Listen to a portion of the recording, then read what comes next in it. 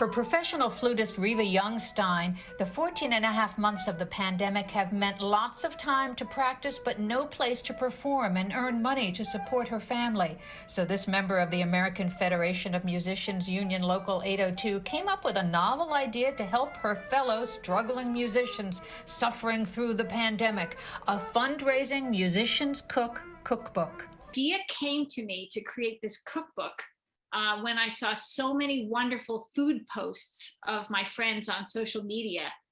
And I was convinced that this craft, this creativity that I was seeing in the kitchens of my friends was our escape, was our therapy during this really difficult quarantine time.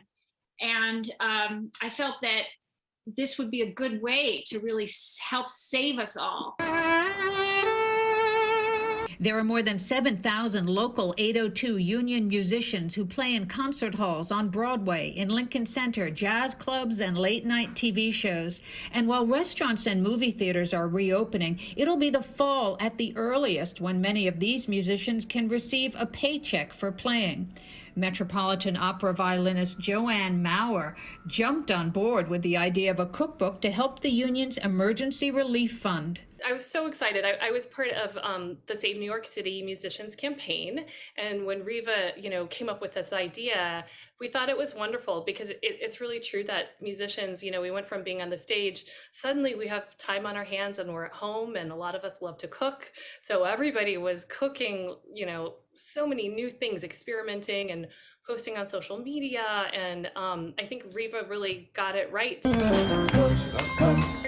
The $42 Musicians Cookbook just came out with 283 recipes and stories submitted by New York area musicians, with everything from maple banana muffins to risotto with saffron, fried gefilte fish, sourdough bread, and chocolate toffee almond cookies, and so much more. Besides recipes, musicians also submitted drawings, videos for a YouTube channel, and even a jingle.